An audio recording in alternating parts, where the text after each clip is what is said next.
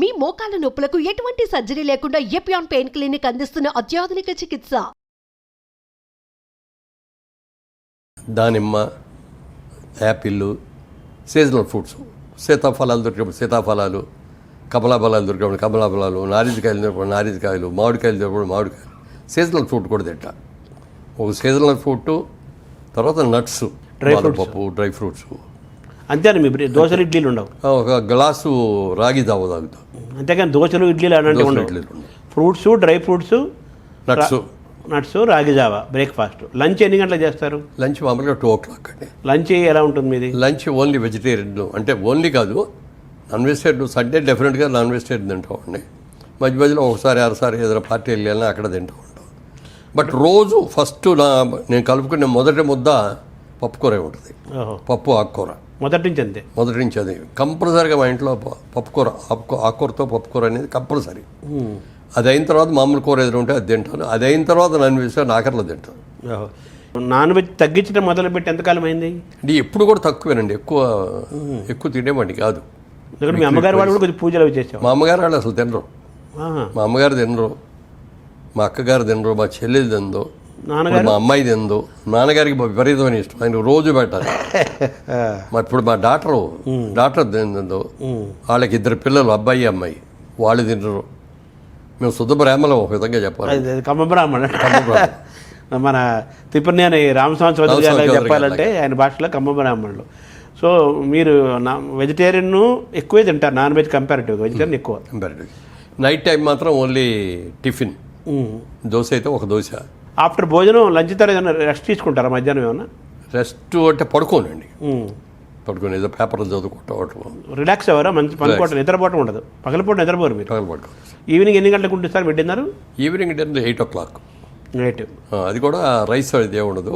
తింటే పుల్కా తింటాం, లేకపోతే ఏదైనా దోశ, లేకపోతే ఇడ్లీ కానీ. Very simple. అది కూడా. ఎంతకాలం నుంచి మీరు నైట్ టైం భోజనం మానేసి ఎంతకాలం అయింది? చాలా ఏళ్ళు అయిందండి. అబ్బో.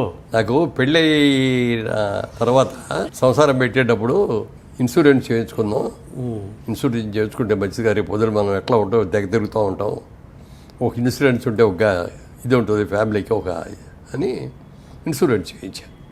చేయిన తర్వాత 1 year అయిన తర్వాత ఇంకొంచెం చేద్దాం, ఆదాయం పెరిగింది కదా అని మళ్ళీ చేద్దామని వెళ్తే ఆయన చూసి ఇన్సూరెన్స్ ఏజెంట్ అన్నాడు, సార్ లాస్ట్ ఇయర్ ఇన్సూరెన్స్ చేసినప్పటికీ ఇప్పటికి 8 kgs పెరిగారు సార్, మీరు ఇలా పెరగటం మంచిది కాదు అన్నాడు. అప్పుడు కానీ నాకు తెలియలేదు నేను పెరుగుతున్నాను అనేది. ఇక అప్పటి నుంచి కంట్రోల్ పెట్టుకున్నాను. అప్పుడు పెద్ద ఏజ్ లేదు, మీరు 30sలో 40లో ఉంటారేమో. అప్పుడు లేదు, ఇంకా 30 లెస్ దాన్ 25లో పెళ్ళి అయింది. అవును. 26 ఆ టైంలో తీసుకొని అప్పటి నుంచి రాత్రిపూట భోజనం మానేసి, రైస్ మానేసి పుల్కా తినేవాడిని. అప్పటి నుంచే? అంటే మీకు 85 సినిమాలో రాకముందు నుంచే పుల్కా. అంతే. సినిమాలు 34 ఏళ్ల వయసులో వచ్చారు మీరు, అంతే కదా? 74 అనుకుంటా వచ్చిన కాడి నుంచి కూడా ఇక అది కంటిన్యూ. అంటే మీరు ఇప్పుడు 85 ఏళ్ళు అంటే 60 ఏళ్ల నుంచి మీరు ఆల్మోస్ట్ 60 ఏళ్ళ నుంచి రాత్రిపూట భోజనం చేయట్లా, ఏకభుక్తమే. పనుకోవడం 8 గంటలకు పనుకుంటారు సార్? 10. నిద్ర వెంటనే పడుతుందా మీకు? అది ఆరోగ్యం కొంచెం ఇది కూడా ఆరోగ్యమే. ఇప్పుడు కొద్దిగా మధ్య మధ్యలో మెలకు రావడం కొద్దిగా కిందే ఉంటుంది. అప్పుడు చూస్తే బెడ్ మీద చిన్న ఎక్సర్సైజ్ చేసేసి పడుకుంటే మళ్ళీ నిద్రపట్టి. అదే. పుస్తకాలు ఏం చదువుతారు? రీడింగ్ హ్యాబిట్, సంగీతం వినటం? ఆల్మోస్ట్ లేదు. పుస్తకాలు ఇదివరకు చిన్నప్పుడు బాగా చదివేవాడిని, కానీ ఇప్పుడు చదువుతుంటే నిద్ర వచ్చేస్తూ ఉంటుంది. మంచిదే కదా. సినిమాలు చూస్తుంటారా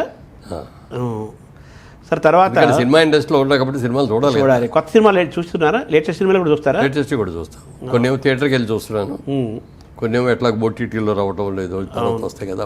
ఏదైనా థియేటర్కి వెళ్ళి చూసి ఆ ఫీల్ వేరు కదా. డెఫినెట్గా 100% ఆ తేడా అంతా చాలా బాగుంటుంది కదా. ఫుల్ స్క్రీన్, జనం మధ్య ఫుల్ స్క్రీన్ ఒకటి, లైట్లన్నీ ఆఫ్ చేసి ఉండే స్క్రీన్ ఒకటే కనపడుతుంది మనకి. మన పక్కన వాళ్ళు కూడా మనకు కనపడరు. సో మన ధ్యానం పూర్తిగా ఆ కథ మీద, సినిమా మీదే ఉంటుంది. అవును. ఫోన్లు రావు. ఫోన్లు వచ్చినప్పుడు మనం సైలెంట్లో పెట్టుకుంటాం కూడా, డిస్టర్బెన్స్ ఉంటుంది. ఇంట్లో కూర్చొని చూస్తున్నాం అనుకోండి, ఫోన్ అనగానే హలో అంటాం, ఇది మాట్లాడుతాం, మళ్ళీ పెట్టేస్తాం, మళ్ళీ చూస్తాం, మధ్యలో కొంచెం ఓజీని ఎగిరిపోతాం.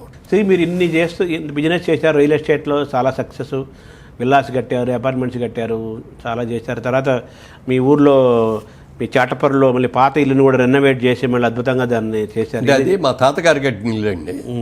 100 సంవత్సరాలు పూర్తి అయింది. మళ్ళీ 3 months క్రితం 100 సంవత్సరాలు పూర్తి అయిన తర్వాత దాన్ని అట్లాగే వదిలేస్తే పడిపోద్ది, కూలిపోయే స్టేజ్కి వచ్చేస్తుంది అనమాట. దీన్ని మళ్ళీ రివైవ్ చేయాలి. మనం ఇక్కడ పుట్టి పెరిగాం, ఇక్కడ పెట్టిన తర్వాత మనం ఇవాళ బాగున్నాం కదా, దాన్ని కూడా బాగుండేటట్టు చేయాలి కదా అని చెప్పి దాన్ని కంప్లీట్గా స్ట్రక్చరు అదే ఇది మోడల్ ఏం మార్చలేదు, అప్గ్రేడ్ చేసాం అంతా.